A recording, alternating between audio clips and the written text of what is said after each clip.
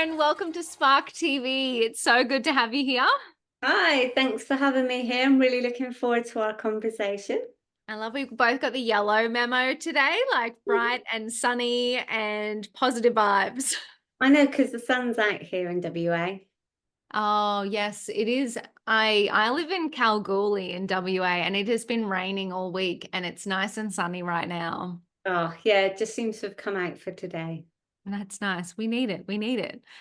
Let's kick things off by telling everyone who you are and what you do. Hi, yes, so I'm Karen Dennett. I am a business mentor and strategist, and I help women from who are either establishing, they want to, or they're thinking about, or they're already established in their own business. Mhm. And I help them with the tools, the resources, and the strategies to basically take their ideas to lift off. I love that. We could all use a bloody helping hand in business. Definitely. That is so good. What do you find is like the number one thing people need help with when they're starting their business? I think there's a couple of things. So I think when someone's, especially, I think I find this for women as well, because I do predominantly work with women. And I think the biggest thing is actually giving yourself permission to Mm, be able to set up the business. And whether that's permission because you don't have the confidence in your own abilities, because I think as women, we always feel that we have to tick every box on the criteria before we're able to do something. So, and why are we that like this? Why are we like this? I know, I don't know. We feel like it's almost like when this happens, I give myself permission to be able to do it. Yeah. And so many women hold themselves back and they don't necessarily, they almost like feel they talk to lots of different people and ask people's opinions, but it's almost like they're waiting for someone to say, yes, you should do it. And then they're like, yes, that's given me the motivation to go ahead. Yeah. So I think having that permission and that sort of, or that sort of sense and perception of permission that, yes, I can do this. And I think the other one as well for women is actually, I guess it's that access to funding.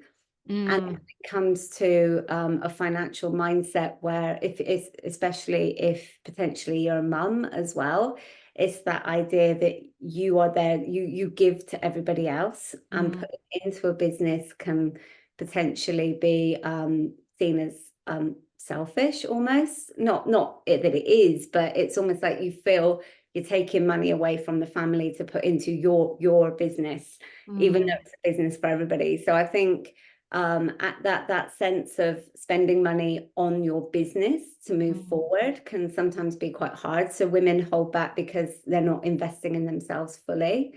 And I'd probably say another massive challenge that women face is really marketing and being able to identify what is the actual value that I'm putting out there. What do I bring?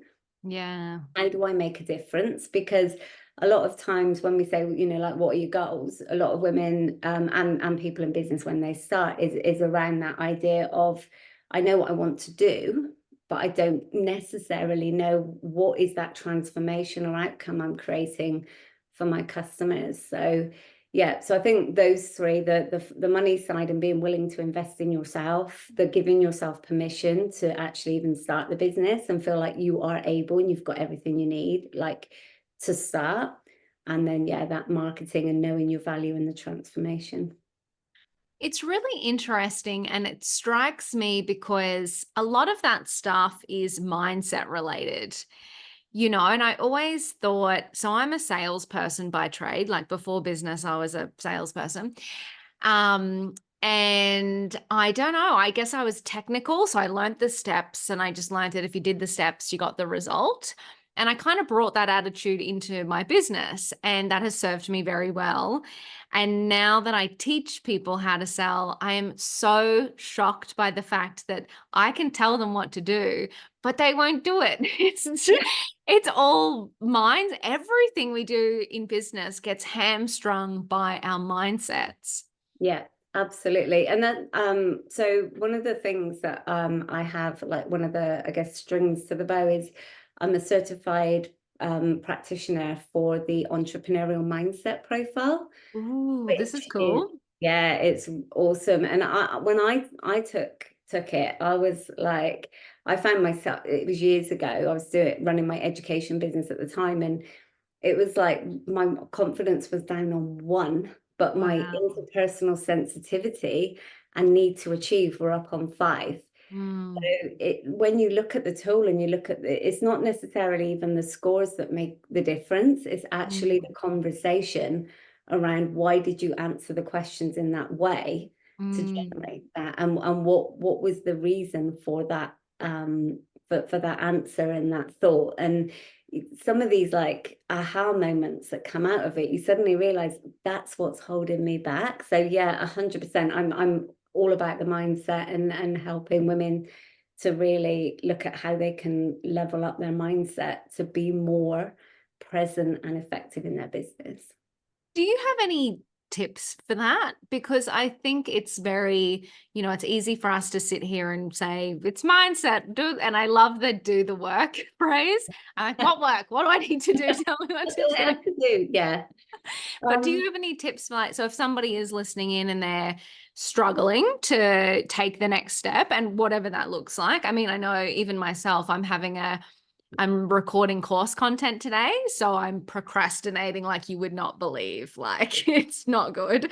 But yeah, so I'd love to know if you have any tips or even just like to bring awareness to it for people who might be struggling because they're lacking a little confidence or, feeling a bit imposterish or, holding themselves back in some way. yeah, absolutely. So I think there's a couple of things because there's 14 scales on the Oh, mindset wow. profile. So you've got 7 skills and 7 personality scales. So I'll probably say just a couple of tips that I would say I would definitely do. Is one is actually the future focus. So the concept of actually looking really far ahead in terms of what even is my exit strategy for this business. Mm, So mm, where do I see myself taking this business and finishing up? And a way that you can do that is almost like write the chapters that would appear in your business story.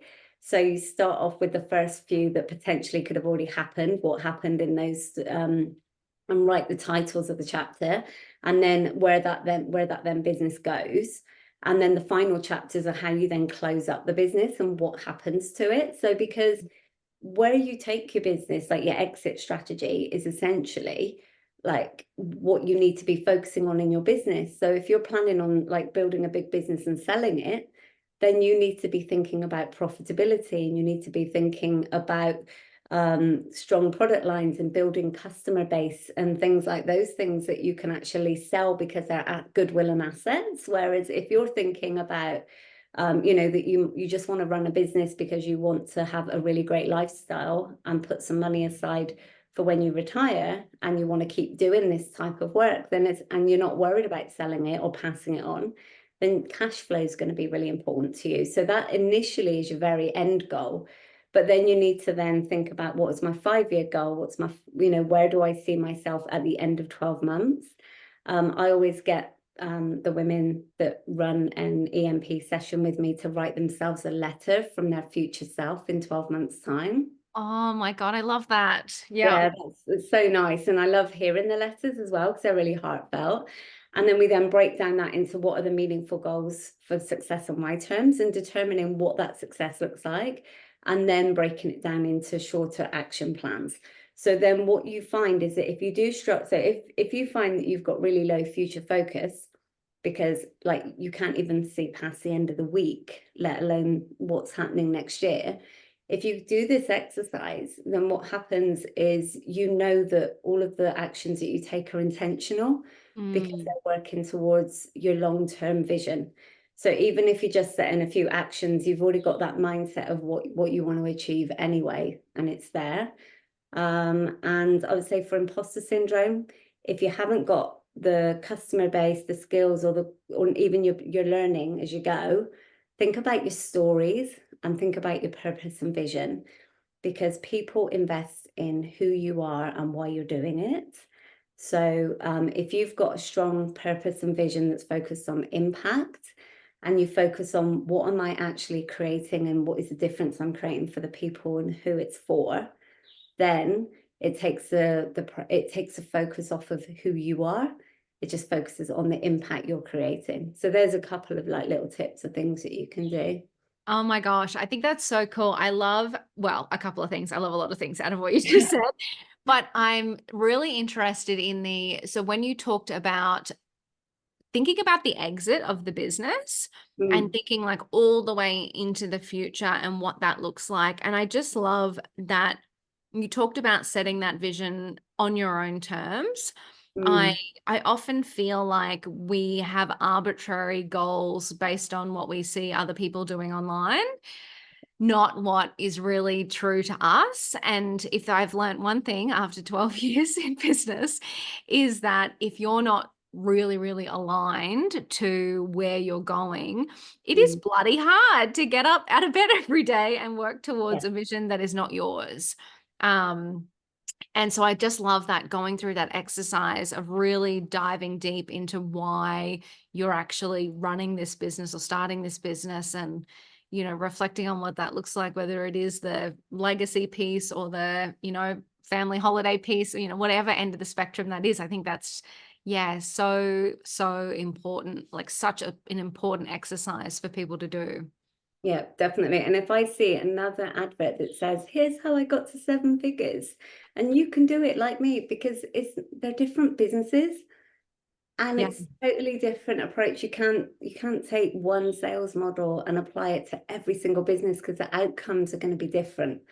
So Oh my God, it's so true. And it annoys me because like revenue is not profit, you sorry. know? Oh, don't worry. I love when pets crash the calls. Normally streaming. Yeah. I love it. But no, I'm the same. I just, again, after being in business for so long, like I think when I started in business, and it's funny because my business has taken on different forms. So Scrunch, my first business that's been around for 12 years now, it was that tech startup model. We raised capital, we spent it all, like massive teams, building technology. Like that was the business du jour back then. And it wasn't about making profit. Like it was all about like that cycle. And then, economic crises, COVID things, all the things. And then investors started to change their tune to profit-led businesses. And it was kind of, I only learned these things as I went through the business journey. And now it really annoys me because I'm like, there's not enough talk about, what does revenue mean? What does profit mean? Mm. I remember I was like, you know what, when we crack 100K in a month, I'm going to go out and buy a designer handbag. That's going to be like my thing. And then I was like, oh, this business isn't mine. It's shareholders. I make no money. Like I do. It was so, I was like, really a huge reality check on how you actually design your business so that it supports a life that you want. Yeah. And it was just such a rude shock. And I think there are so many people out there that say the words 6 figures, 7 figures, eight. I'm seeing 8 figures now. And I'm Yeah. like, it's just no like reality in terms of what it actually takes to build those businesses and if they're even profitable. Yeah, and even context as well. Mm, What is the context? And um, success is measured differently for each person. And, yes. and to say that a monetary value, it's not the monetary value that makes a difference. It's Mm. actually achieving the lifestyle that's important for you, that's going to give you that happiness and that fulfillment in life. So 7 figures might not be your goal, but everyone assumes that a massive amount of money is going to like suddenly change your life and make your life happier. But it's not. It's relationships, it's fulfillment, it's about having that balance and doing work you love and making a difference. Oh my God, I couldn't agree more. I just feel like the sooner people can align their businesses to those real goals, Yeah. the more fulfilled they. And I think as well, the bigger they become anyway, the more growth you see anyway, because you love showing up for them. And the time that you spend on the business is actually more joyful, more intentional, and people feel that energy, people see it and feel it and, want to be around you when you love what you're doing. Yeah, definitely. 100%. That's what we found with the Future Female Leaders Program. So I'm one of the co-founders and directors on the Future Female Leaders Program here in Wow. WA. And it's gained so much traction. We ran a pilot with 7 girls. We pulled the pilot together in 4 months, me and Claire, and then obviously we've got Emma now, and there's the three of us that run the program. And but there's so many companies that are on board with the program, and everybody benefits. So Wow. the investors, the mentors, the contributors, the girls, their parents love it, and it's like everybody gets something out of it and Mm. feels really good from it. And I think when you've got a mission and a vision and something where you're actually transforming lives and making a difference, people just want to be a part of that. And it's just that's what people will follow you if you focus on the impact. It's 100%. If you're focusing on the numbers and the figures and you're stressed about finances, that's when things, I think, seem to tend to fall apart. Yeah, I couldn't agree more. So how did you get into this? So how did you actually get into running a business for yourself? Well, I've always been a little bit of an enterprise geek. I'm not going to lie. I was terrible at school. I do have ADHD as well. So my school reports were always, if you could just chat less and focus more. And it was like, you're never going to do well. No one ever had any expectations of me at all. But I just, when I took business as an accident in A level, and I messed up I took textiles because I saw Pretty in Pink, and I watched Molly Ringwald making her own clothes, and I thought I want to Oh make my my own. God, And then I that's so found out I funny. can't draw or sew. So I was like, well, that's not going to work. So I messed up my choices, and then I decided to I saw business and thought, well, that looks all right. And I had to convince 5 teachers, and I took it, and I was like, wow. And I just got it. And Mm. I got an A, which was my first A ever as a student. And then I went on to uni and did marketing. And my brain just worked for business and marketing and the whole psychology. I love the whole branding psychology and everything behind it. And then I worked in marketing and comms, but when I had my kids, I thought, oh, I'll be a teacher. So, and then I had this like very naive idea that being a teacher would be easy and it would fit around my kids, and it's actually really hard. And then I taught high school business, enterprise, finance, and I created loads of partnerships and ran our own version of The Apprentice and did all these fun stuff. Oh, But wow. yeah, oh, it was so much fun, but it was just too hard being a teacher. There's just so much, and I find it really frustrating. So then Mm. I created my own education company where I could create that link between the classroom and industry and upskill teachers, and that went really well. And then from the education company, Future Female Leaders came from that which was an amazing collaboration. And then I realized that my cup was full through the education piece with Future Female Leaders, and being like quite I would probably say a champion for women, and always seeing that there's so many challenges that women face that are invisible, that men actually genuinely don't face, Mm. unless they are parents and they're experiencing that, or they are, men, there are definitely women specific challenges to both genders, but I think from having experienced the ones that women face, I really wanted to use all that marketing, all my teaching and education, and all of my understanding of business and enterprise, my running of a company myself, and I wanted to bring that all together to help women and champion them and really give them that support strategy. But again, on a really like down to earth level, where I could actually work with them to solve their challenges and help them create strategies for them, not what I think they should do, but actually work through it with them. I love it. And isn't it interesting that it's not, a linear story in terms of, I always knew I was going to do X, Y, Z. It is that, Yeah, I wasn't doing well here. I was struggling with this. And then I found this. And then I was, oh, wow, I'm really into that. And then it's the yeah, next step and the next step and the next step. I just love that because I feel like if you can embrace that in life, the just trying things out and moving to the next step and not waiting until everything is perfect or waiting until you have that big idea or whatever it is, I think there's such power in the journey. Yeah. Yeah, 100%. And I actually ran a company. I did a startup in the UK when I was just before I had my first daughter, and it was a stag and hen website, and it was a direct. Oh, cool. I know, Yep. it was the people organising stag and hen parties, and I Yeah. got three cities live, and but I realised, oh, you would have loved it. It was sales. Yeah. But I really Totally. hated it at the time. I just hated it, and then I, had my daughter, and I realised that you can't make phone calls with a crying baby in the background. It's just not going to work. So Mm. I ended up selling it. But yeah, that was, I've always loved the excitement of business, and some people don't, but I really love it. I love that whole newness, the ideation, the creativity, the problem solving. I just think it's just great.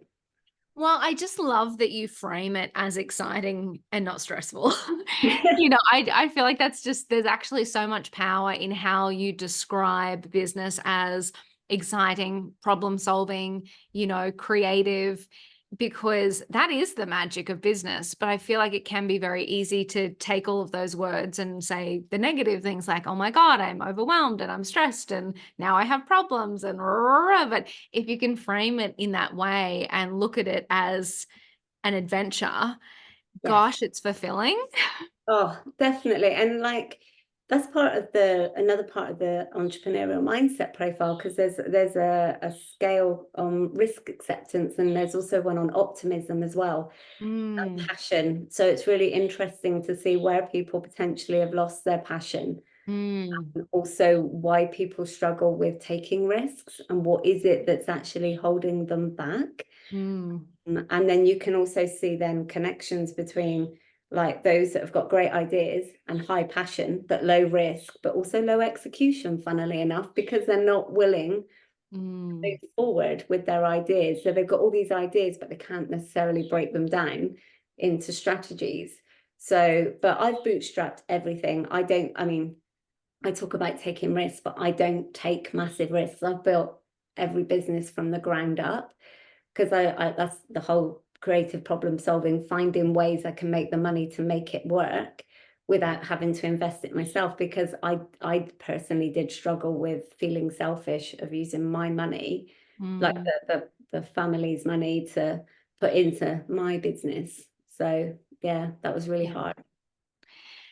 Yeah, but it is interesting. I do love what you just touched on there around the when people do have that low risk, that it's action, like taking action is the biggest roadblock. And again, it goes back to, feeling a bit stressed, feeling a bit overwhelmed, like and almost that analysis paralysis of planning and perfection, and I want it to look like this. And I just feel like there is so much power in, and two things. Oh my God, you got me, my brain going now. But two things like that, like breaking things down into really small bite-sized pieces so that we can move forward without feeling so like things are so risky. Yeah, But I just love as well that creative problem solving, like, okay, yes, maybe I'm holding myself back in the sense that I don't want to spend family money on this, but how will I overcome that? So how will I, sell it first before I build it, or or whatever that looks like, or yeah. pre-sale. Take a deposit, take a deposit Mm, from people, and or get sponsors.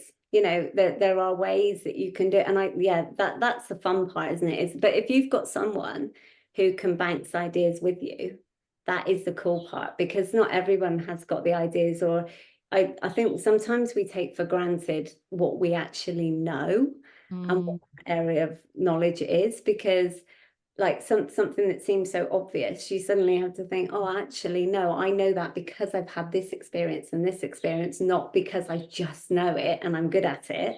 yeah. So you have to take a step back and think, no, I can help other people with this knowledge.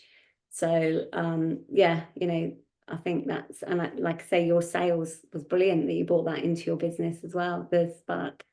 Yeah, and that's it. And I mean, it's so funny that you just said that because we're just recording a module for our sales course. It's in the membership. And I got up just before this podcast and I went to do something and I was like, how do I know that?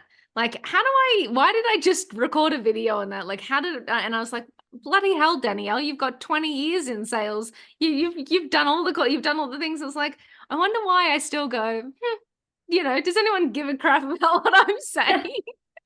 Yeah, no, it's true because it becomes obvious, right? And Yeah. it's not until you speak to someone who it isn't obvious to Yes. that you can then give them that support, and it's great to see them suddenly like have that aha, oh, so I could do this.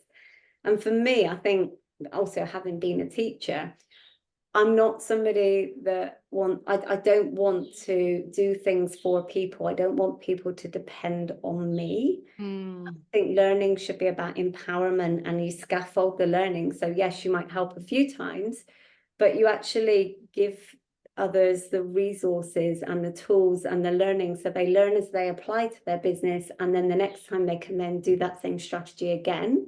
yes. And that is the value. I don't want people to feel they got to keep coming back to me. That's why when I do a strategy session, it's just like, call me when you need me, not you have to have 6 months with me and we have to go through this process. Oh, I love that so much because it's just I just love the concept of empowering people, not doing it for them, because there's just something magical that happens if you can unlock that in people, Yeah. and I guess this whole conversation is kind of rooted in people holding themselves back a little bit, but that is the key. Like if you can just get those little wins on the board and like go, oh, I didn't know that before and now I've done that, or I've never sent an email like that before. I've never reached out to that person, or I've never whatever, whatever, whatever. Like just taking that action and empowering them to do it rather than, yes, you doing it for them. Yeah. It just shows them what's possible. And it's like oh, well, if I could do that, what could I do? Yeah, maybe I could tweak it this way, and maybe next time I'll do it that way. And the process, I mean, this comes from teaching 100%, but the process of then evaluating what you've done is so Mm, important. You need to look back and reflect and say, you know, okay, so what worked well and what would I do differently next time? And yeah.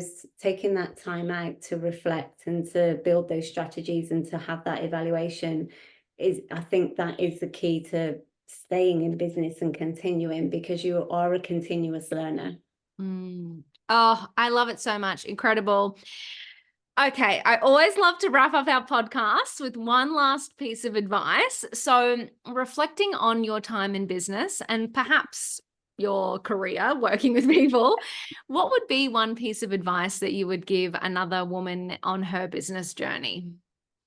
Okay, so I think the most important advice is focus on, and I think I mentioned this earlier, focus on what is the value you're adding and what is the impact that you are creating, because it's that transformation that people buy. It's before I met this person, I couldn't do this, but now I've used this product or I've engaged in this service, now I can, because that's essentially what we all buy products and services for. I was hungry, now I'm not, but it's about what have you done for that person and what experience have you left them with.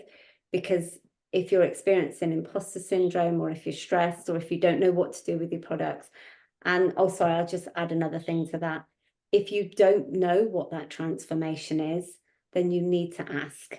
Mm. Actually do some research and speak to your potential customers. So firstly, you should know what that transformation is and focus on it. And then if you don't know what it is, ask your customers and find out. You are absolutely incredible, Karen. Thank you so much for sharing your time and wisdom with the Spark community. I absolutely appreciate the chat. All good. Thank you for having me. I've had a really nice conversation, nice chat. It's been great.